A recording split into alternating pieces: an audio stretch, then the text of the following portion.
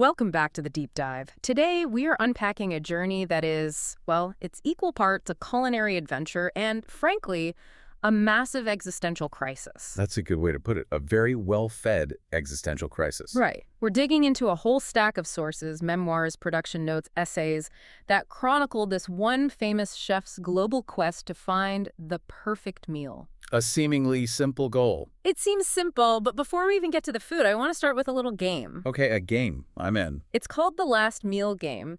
The source material says chefs play this all the time, after a long shift, sitting around having a beer. I've heard of this. The premise is simple. You're on death row. Tomorrow morning, it's the electric chair. What is the absolute last thing you ever put in your mouth? It's a classic question. And your first thought, especially with these guys, these are world-class chefs. They spend their lives, shaving white truffles over handmade pasta or searing A5 Wagyu beef. Exactly. So you'd expect these, incredibly elaborate 3-star Michelin tasting menus, something you could never get in real life. That's the logical assumption. The most expensive, the most technically complex dish imaginable. But the source material says, nope, not even close. Not at all. And this right here is really the foundation for our entire deep dive today. When you asked the best chefs in the world what they want for their last meal, they say things like, my mother's meatloaf. My mother's meatloaf. Or a really good cheeseburger. One guy in the source just said braised short ribs. That's it. Braised short ribs. Something so homey. Because when the chips are down, when it's really the end of the line, nobody cares about foam or liquid nitrogen or arranging herbs with tweezers. No. They care about comfort. They care about memory. And that is the thesis we're exploring. The perfect meal isn't about technique. It's not about how much the ingredients cost. It's about context. Exactly. It's about who you're with, where you are, and the memory that the food unlocks inside of you. Right. And to explore this, we're following a protagonist who is uniquely positioned to test this theory. He's a successful chef. He's got a best-selling book. He's running a top kitchen in New York. He's at the top of his game, by all accounts. But the sources describe him as completely and utterly burned out. He has this phrase for the restaurant business. The great unseen maw. That is such a visceral image. It sounds like a monster from a fantasy novel. And it feels like one to him. It's this beast that he has to feed every single day. Hundreds of people a night. Every night, the same dishes, the same insane pressure. He's successful, but he's hollow. Totally. He feels like a technician, not an artist anymore. And so he decides he's got to get out. He wants to travel. But he doesn't just want to be a tourist. He wants to feel something again.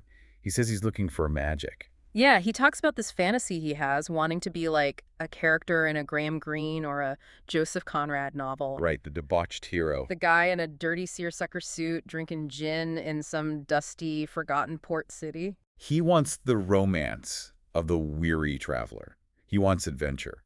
But, and this is the massive catch that colors every single moment of this journey. He's not traveling alone. He is not traveling alone. He is traveling with a television crew. Right. Nothing quite kills the vibe of being a lone wolf adventurer, like having a guy named Global Allen standing 2 feet away from you with a boom mic. Exactly. He literally calls it selling his soul. He wants these authentic, unscripted moments of connection, but he's constantly being produced. Yeah. There's this part where he talks to producers telling him to, walk through a door 3 times to get the lighting right. It's the ultimate paradox. So there's this incredible tension throughout all the source material.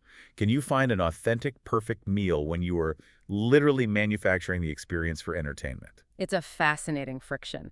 So let's lay out the itinerary for everyone. We're going all over the map on this one. It's quite the world tour. We start with a very visceral, very bloody pig slaughter in Portugal. Then a nostalgic and honestly pretty bittersweet return to his childhood beaches in France. From there, it's sensory and emotional overload in Vietnam. Then off to the intense gastronomic societies of San Sebastian, Spain. After that, the cold, vodka-soaked landscapes of Russia. And it all wraps up with a chaotic, heat-drenched search for roast lamb in the Moroccan desert. It's quite the lineup. And you notice the pattern, right? He's not going to Paris or Rome or Tokyo to eat at the famous 3-star places. Not at all. He's going to places that are visceral, emotional, or just plain challenging. He's looking for something real, not something refined. Well, let's start with that first leg then, Portugal. This trip, it seems, was actually initiated by his boss back in New York, a guy named Jose. Jose is a really key figure here. He sees our protagonist is fried. He's just completely burned out. And he sees that this guy, a city boy chef, has totally lost touch with where food actually comes from. He's disconnected. Completely. So Jose says, go to my family's farm in northern Portugal. I've called my mother. She's fattening the pig. Fattening the pig. That line, it sounds like the beginning of a fairy tale. Or maybe a horror movie. It's a bit of both, honestly. Because in this village, this isn't a hobby. This is life. They pick a pig in the spring, and for 6 months, half the year, they feed it, they care for it, they make sure it gets as big and fat as possible. Because that animal is their winter survival strategy. Exactly. And this leads to a concept the source keeps coming back to again and again. The philosophy of use everything. Right. Nose to tail eating, as we'd call it now. We think of French or Portuguese cuisine as fancy, right? Pâté, terrines, confits, all these elaborate sausages. Yeah. But the source makes a really important historical point. These dishes weren't invented by chefs trying to be fancy. No, they were invented by peasants trying not to starve. Exactly. Because if you kill a pig, you can't just eat the pork chops and throw the rest away. That's a death sentence. You can't afford to waste a single calorie. Not one. You have to use the blood, you have to use the ears, the snout, the feet. You have to figure out a way to make the stomach lining delicious. Because that might be all you have for dinner next Tuesday. And for our guy, the protagonist, who is used to just picking up a phone in New York and ordering 50 pounds of pork loin that arrives in a cryovaxed plastic bag. It's a theoretical concept. He knows it intellectually, he can talk about it, but he has never, ever lived it. Until he gets to that farm. And the description of the slaughter, well, let's just say the source material does not pull any punches. This is not a sanitized farm-to-table blog post. Not at all. It starts with a sound. Bottle rockets. Bottle rockets to start a slaughter. Yeah. They fire off fireworks to announce to the whole valley that the slaughter is happening today. It's a community event. And then the assassins arrive. He calls them assassins. Wow. That's his word for them. These are the professional butchers who travel from farm to farm to do the job. And when they drag that pig out of the pen, look, it's violent, it's loud, it's a chaotic struggle for life. And the sound. The source describes the pig's scream as something that penetrated your fillings. Oh, that line just gets you. It's not just loud, it's a feeling, it's a vibration in your teeth. It is. And what's so striking is the contrast in reactions. You have our protagonist, this grown man, a professional chef who has cooked thousands of pounds of meat in his life. And he's standing there looking pale, feeling sick, wanting to look away. And then you have the local kids. The local farm kids are just watching. They aren't cruel. They aren't laughing or cheering. They're just observing. For them, this is Tuesday. This is where dinner comes from. They have a connection to the cycle of life and death that the city chef completely lacks. He has this moment of clarity. He realizes he has been a hypocrite his whole career. He says, something dies every time I place an order, but he's always outsourced the killing, the dirty work. He never had to look it in the eye. But then, just as he's having this profound moment, the reality of the TV show just crashes right in. We have to talk about the pig fisting scene. Oh, man. It is such a bizarre collision of the sacred and the profane. So what's happening here? Okay, so the pig is dead. They're cleaning the carcass. And part of that use everything philosophy means using the intestines for sausage casings, which means, well, they have to be cleaned out. Manually. Very manually. Yes. So there is a man literally elbow deep in the rectum of this animal performing a very necessary, very messy, very ancient agricultural task. And standing right next to him is Global Alan, the cameraman. Camera zoomed all the way in. And what does Alan say? What does he say? He yells, "Video gold, baby. I smell Emmy." Oh, no. Right. It's so cynical. It's just you have this ancient ritual of survival, of providing for your family, and this guy is thinking about cable TV awards. It perfectly encapsulates the protagonist's entire struggle. He's trying to have a spiritual moment with the death of this pig, Yeah. and the crew is turning it into gross-out reality TV fodder. But what's amazing is how quickly the mood shifts. The pig is killed, it's clean, and literally, like, 10 minutes later, the morning is over and the party begins. It's an immediate transition from death to celebration. Does the feast start right there in the barn? Right there in the barn, the butchers, the guys who were just assassins, are now wiping their knives on their pants and grilling slices of fresh liver and making frittatas on a little portable gas range. And they start singing the barnyard rap. That's what he calls it. These improvised rhyming songs. They sing about how strong the pig was, how hard it fought. They sing about which butcher got kicked in the shins during the struggle. They sing about the wine they're drinking. It's a celebration. It's a tribute to the animal's strength and also a celebration of the fact that the family is going to eat for another year. It is. And the food. I mean, the way he describes the meal that follows inside the house is incredible. It starts with caldo verde. The famous Portuguese soup, potato, kale, chorizo sausage. It's so simple.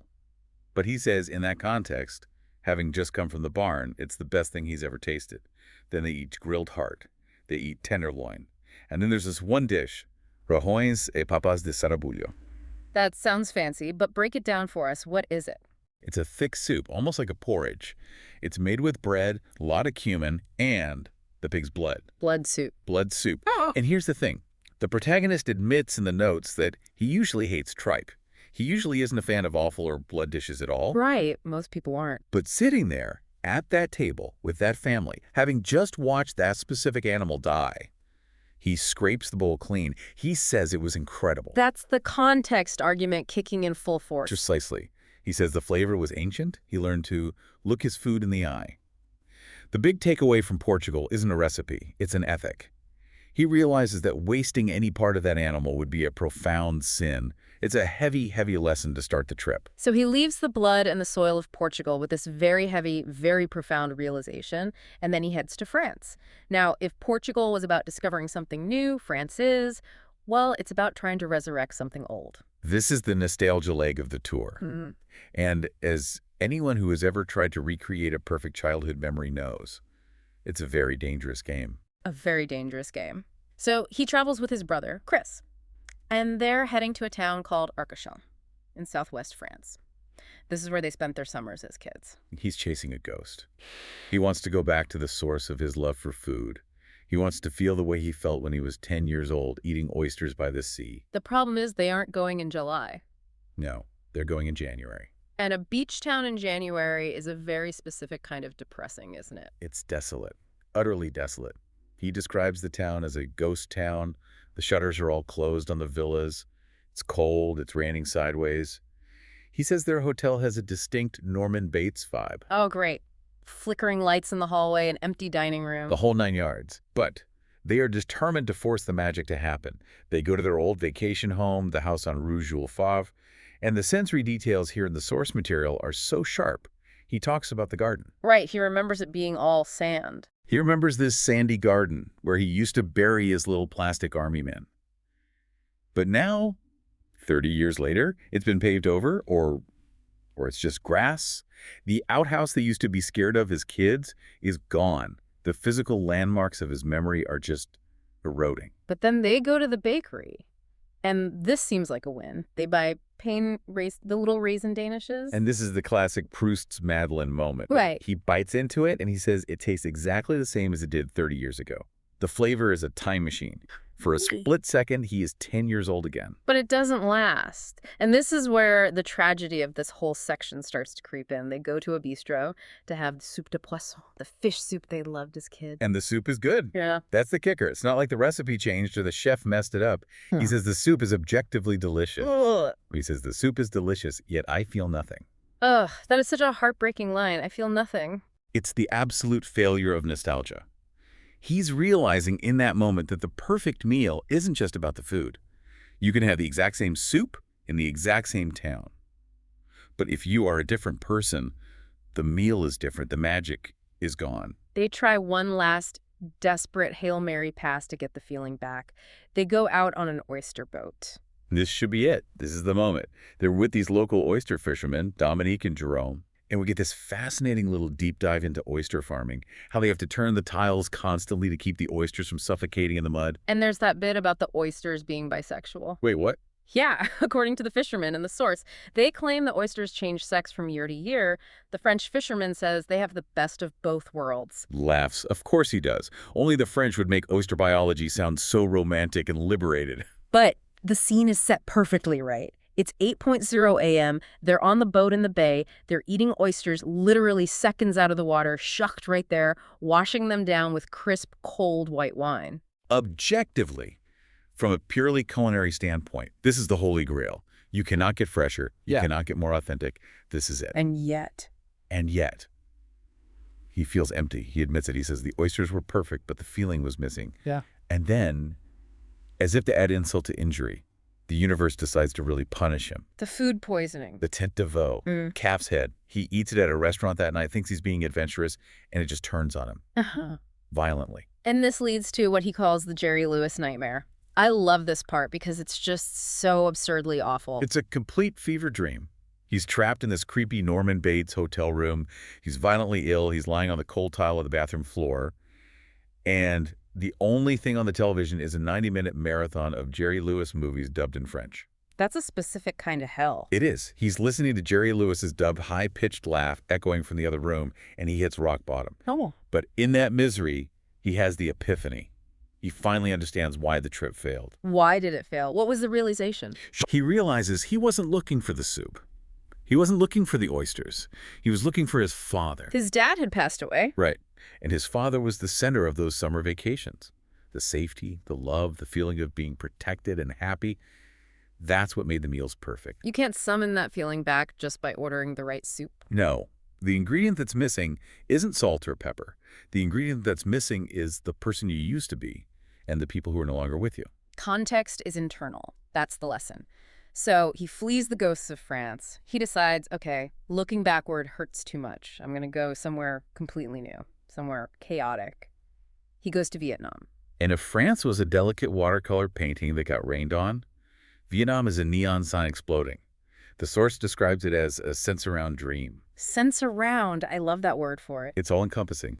The heat, the humidity just hits you like a wall. The smell of two-stroke motorbike exhaust mixed with grilling pork, mixed with the sweet smoke of burning joss sticks. He calls it the place of dreams and nightmares. The depression seems to lift pretty quickly. He seems to fall in love with the food almost instantly. Oh, it's love at first sight. He sits down on a little plastic stool for a bowl of pho, and he just breaks it down like a scientist. He talks about the broth, how it's perfectly clear, but has this incredibly deep flavor from charred ginger and star anise. And all the fresh herbs on top. Piles of them. Fresh mint, cilantro, Thai basil, cutting right through the richness. The fresh crab meat. He calls the whole thing overwhelmingly perfect. And the coffee. You can't forget the coffee. The coffee with the sweetened condensed milk and ice. It's rocket fuel. He is just buzzing. He feels alive again. The Great Depression of France is totally gone, replaced by this electric current of discovery. But Vietnam is complicated, isn't it? He can't just be a tourist eating soup. There is the lingering shadow of the war. He makes a point of calling it the American War, which is what the Vietnamese call it. Right. And he meets a character who really embodies that complexity. A woman named Madame Dai. Tell us about Madame Day. She's a formidable woman, a lawyer, a restaurateur. She sits him down and tells him she flirts with communism, and she serves him snake wine. Which is exactly what it sounds like, I assume. It is exactly what it sounds like. It's a big bottle of rice wine with a cobra and a small bird pickled inside it. It's supposed to be good for, well, for virility, of course. Of course. But the conversation isn't just about weird drinks. The protagonist is obsessed with the history. He's reading Graham Greene's The Quiet American. He's trying to reconcile his absolute love for this place and its people with the unimaginable destruction his own country rained down on it. And that tension comes to a head in a scene at a market that, Yeah, it gave me chills reading it. He's in this manic state, just eating everything. everything. Sparrows on a stick, shrimp cakes. He even eats hot vin lawn. Which is the fertilized duck embryo. Right. You tap the top of the shell, you drink the liquid, and you eat the developing bird inside. It's a definite confrontation for a Western palate. But he's loving it. He feels like he's conquered the place, culinarily. And then he turns a corner, and he sees a man. A beggar. Yeah. A man who's been severely, horrifically burned. His face is melted, he has no hands, and the implication is immediate and unavoidable. Napalm. It just stops the show cold. It completely crashes the party. The protagonist is standing there, his belly full of delicious food, a camera crew right behind him, and he's staring at a living, breathing victim of the war. He feels this wave of shame. Intense, crushing shame. He questions what he's even doing there. He feels frivolous. He feels like a rich Western voyeur making an entertainment show. He writes that it's possible to feel extreme culinary joy and extreme moral guilt simultaneously. That's the heart of darkness part of the trip. The perfect meal in Vietnam is haunted. You can't separate the incredible flavor from the devastating history. You can't. So he's dealt with the blood of the pig, the ghost of his father, and the guilt of the war. He needs a win. He needs a place where food is just joy and pride. So he goes to San Sebastian, Spain. The Basque Country. And if you want to talk about people who take food seriously, I mean, this is the epicenter. The source claims San Sebastian has more Michelin stars per capita than anywhere else on Earth. It's staggering. But they don't start with the Michelin stars. They start with something much more traditional, the gastronomic societies. The Ch'takos.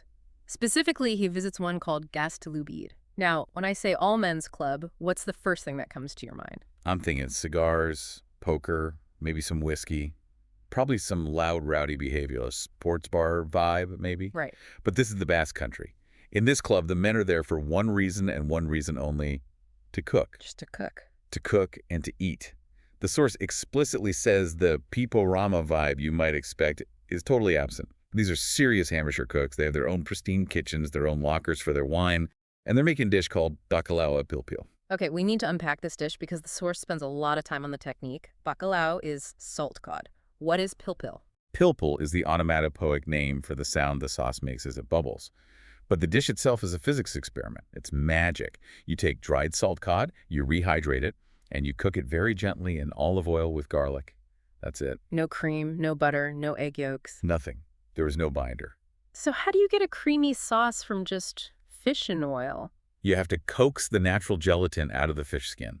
And this is the part that takes incredible skill. You have to emulsify that gelatin with the warm oil.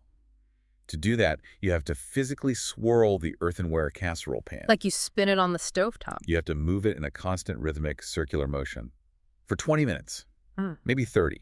You cannot stop. If you do it right, the oil and the gelatin bind together and create this thick, creamy, ivory-colored sauce. It's an emulsion. If you do it wrong, it breaks, and you just have greasy fish. So you have a room full of these burly Basque men, all just gently, patiently swirling their pans of fish. And singing. That's the best part. In the middle of cooking, they all stop. And in unison, they belt out these incredible opera arias and Basque nationalist anthems. Wow. It's this incredible display of communal identity. Food isn't just fuel here. It's patriotism. It's culture. It's who they are. But the protagonist doesn't just hang with the guys. He goes out the next night with the girls. Right. The daughters of the famous chef, Luis Irizar. And they take him on a podio. A bar crawl. But it's not just a drinking crawl, is it? It's a tapas crawl. A very specific kind of tapas crawl. Exactly. The rule of the podio is simple but strict. You go to a bar, you have one small drink, a Zorrito beer or a small glass of wine, and you eat only the one thing that bar is famous for, its specialty. Then you leave. No ordering a full meal, you don't sit down. Never. You stand at the bar, you eat the one perfect thing, you pay, you move on to the next place. They go to a place called Ganbro that's famous for a plate of wild mushrooms topped with a raw egg yolk. And somewhere else for fish cakes, I think? Yeah, and another place for braised beef cheek, and another for squid stuffed with its own ink and blood sausage. It's a progressive dinner across the entire old town. This sounds like the most fun night of the entire trip so far. It really does. Yeah. There's a James Younger gang vibe, he says, a real sense of fun and camaraderie. The source even mentions a funny moment where the protagonist's wife, who's along for this leg of the trip, nearly punches a producer who keeps blocking her way to the bar. Good for her. It sounds chaotic and real. It is. And finally, after all that, they do hit the Michelin star. They go to Arzac. The Temple of Cuisine, Juan Mari Arzac and his daughter Elena. And this is where tradition meets modernism.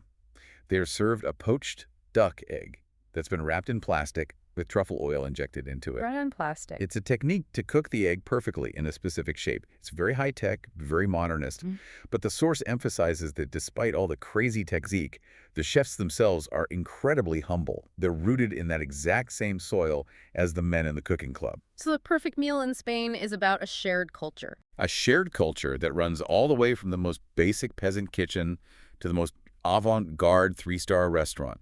It's all connected. Okay, so from the warmth and the wine of Spain to the deep freeze, Russia. St. Petersburg in February.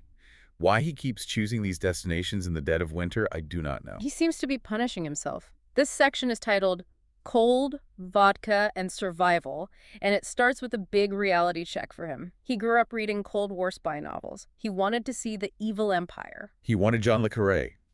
He wanted shadowy figures on misty bridges. But he didn't arrive in the Cold War. He arrived in the Wild East. What does he mean by that? This is the era of the oligarchs, the new money, the gangsters he calls flatheads, the casinos. It's a lawless, dangerous, unpredictable time. There's a scene at a place called Club Malibu that really sets that tone. Yeah, it's a perfect encapsulation. He's sitting there eating spoonfuls of expensive caviar, the height of luxury food, while watching two men beat each other unconscious in a cage fight in the middle of the room. It's decadent and brutal at the same time. That's his impression of Russia in a nutshell. But to really understand the Russian soul, he's told he has to go to the banya. The sauna. But again, not the relaxing eucalyptus-scented spa experience we might think of. He enters this room that feels like an oven. Then he gets beaten with a bundle of wet birch branches by a very sturdy woman. Beaten. Vigorously, so as to stimulate circulation. And then, when he is overheating and covered in welts, he can't take it anymore, he has to run outside, naked, and jump into a hole that's been cut in the ice of a frozen lake. I am shivering just reading this part. I can't even imagine. He describes the shock of the cold water as a punch from God's fist. Just absolute total system shock. But when he climbs out, he feels invincible. He feels reborn. He's buzzing with life. And that physical intensity carries over to the food. He meets a woman named Sonia, and she seems to be the hero of this whole segment. Sonia is a force of nature. She takes him to the Kupchina market. Now, the protagonist is expecting, empty Soviet-era shelves. But the market is overflowing. The problem isn't a lack of food. It's that you have to know how to fight for it. And Sonia knows how to fight. Sonia hits the market like a linebacker. She's shouting at vendors, "You call this a carrot? This is garbage." She's haggling, she's pushing, she's elbowing her way through. She is a survivor. And they go back to her tiny apartment to cook? They make borscht. And the source makes a point to correct the record for Westerners. Real Russian borscht isn't that watery pink soup you get sometimes. It's a stew. It's a thick, hearty, life-giving stew. It's got a big bone in it. It's got potatoes, cabbage, carrots. The beets go in at the very end just for color. It's food for survival. And the dumplings, the pelmeni. Yes, and here's the detail I absolutely love.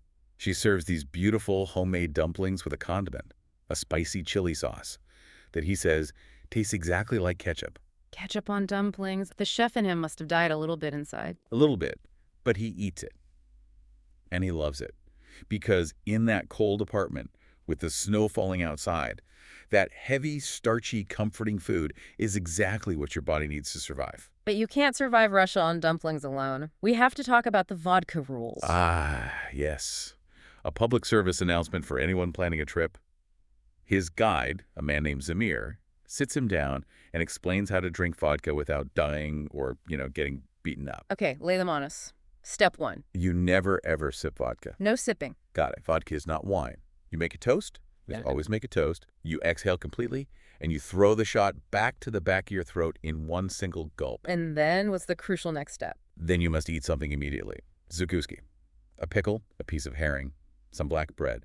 You have to chase it with food to neutralize the alcohol. What if there's no food available? Zamir has a solution. Yeah. He says you sniff a piece of bread. Or, if you are truly desperate, you sniff your own skin. Your sleep. Apparently, the smell of your own skin or the wool of your coat tricks the brain or settles the stomach. I have not tested this personally. I think I'll take his word for it. But the most important rule is the social pressure. There's this incredible scene at a restaurant called Ruskia where the waitress actually yells at them. They try to skip a round of toasts, and she comes over and says, "You will be considered traitors." That is some aggressive hospitality. It's not about getting drunk, though. That definitely happens. It's about trust. If you won't drink with me, you are hiding something. You're an enemy. In a country that was full of spies and gangsters, drinking together is how you prove you're on the level. So Russia was about survival. It was about enduring the cold and the pain to feel truly human. Now, for the final leg, the protagonist decides he is done with the cold. He wants the opposite. He wants the desert. He wants Morocco. And he has a very specific movie playing in his head for this one. He wants Lawrence of Arabia. He wants the rolling sand dunes, the blue men, the Tuareg nomads. And he wants one specific meal, a whole roasted lamb. He wants to script the perfect epic ending to his TV show. Exactly. He's trying to produce his own epiphany. And as we've learned throughout this whole journey, the universe hates a script. Reality check number 1. The weather. It's freezing. Again. Oh, come on. The poor guy cannot catch a break. The desert at night in winter is bone-chillingly cold. He's not riding a majestic camel across the sands. He's shivering in a minivan with a heater that doesn't work very well. Yeah. And he has a police escort. He didn't ask for following him everywhere. The food reality check? He is so sick of couscous. Yeah. Every single stop, every meal, they serve him couscous. He starts to feel like a shell. There's this really telling moment in Fez where he's in this beautiful palace, a guest in a stunning home, being fed by a gracious host, and he just hates himself. Why? He feels like he's just extracting content from these people. He's pointing a camera in their faces, asking them to perform their culture for him, asking for sound bites. He feels like a fraud. So he pins all his remaining hopes on this one meal? The lamb, the meshwi. He demands a whole roasted lamb in the desert. And even this goes wrong at first. They get to the town on the edge of the dunes, and the local fixer says, "Sorry, no whole lamb today. We have chops." And the protagonist just snaps. He has a complete meltdown. I didn't come all this way for chops.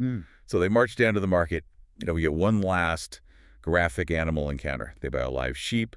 They take it into an alleyway, and the butcher slaughters it right there. And the butcher does something a little special for the guest of honor. He does. He takes the testicles, tucks them inside the carcass, and gives the protagonist a little wink. It's the chef's treat, the best part. So they finally get to the dunes. They drag the long-suffering cameraman onto a camel, which the source notes was very painful for him, and they set up camp for the night. The Tory guides build a fire. They do this amazing thing where they bury a round of dough in the hot sand to bake it into bread, and they roast the lamb on a spit over the fire. And this is it, the climax, the moment of truth. They slice off the testicles. They call them pavé d'agneau Maroc, and the protagonist eats them. Are they good? He says they are delicious. Smoky, rich, tender, unbelievably good. But that's not the epiphany. That's not the perfect meal. The meal is just the prelude. The real moment happens after dinner. He walks away from the fire, away from the crew. It's freezing cold. He wraps himself in an itchy, scratchy camel hair blanket. He smokes some hashish with the guides, and he just looks up the stars. And he realizes that he is finally, truly somewhere else. The absolute profound silence of the desert. The sheer vastness of the universe above him, and the absurdity of the fact that he's standing there, slightly high, full of roasted sheep testicles, thousands of miles from his restaurant in New York City. the great unseen maw is very, very far away. Exactly. The magic wasn't the lamb. It wasn't the recipe. It was the context. It was the struggle to get there. It was the cold he complained so much about. It was the silence. That was the perfect meal. So let's bring it all together. We've traveled the entire world. We've seen the pig slaughter, the rainy beach, the burn victim, the opera singers, the frozen lake, and the desert stars. What's the answer? What is the perfect meal? The answer is that there is no recipe. There is no single answer. You cannot book a reservation for a perfect meal. You can't script it. You absolutely cannot script it. The protagonist started this entire journey wanting to be a character in a movie. He wanted these grand cinematic moments. But the moments that actually touched his soul, the ones that changed him, were the unscripted ones. The moments of discomfort. The moments of discomfort, the moments where things went wrong, the moments of moral confusion. The perfect meal is the one that connects you to that specific moment in time. It's the one that makes you feel small in a good way, whether it's facing the reality of death in Portugal, or the weight of history in Vietnam, or the vastness of the cosmos in Morocco. The food is just the vehicle. The destination is connection. Connection to the earth, to history, and to the people across the table. And sometimes, the person across the table is just a cynical cameraman named Alan, and I guess that's okay too. Even Global Alan deserves a perfect meal. He certainly does. Huh. He earned it on that camel ride. So here is our final provocative thought for you, the listener. We want you to play the last meal game, but with this new twist.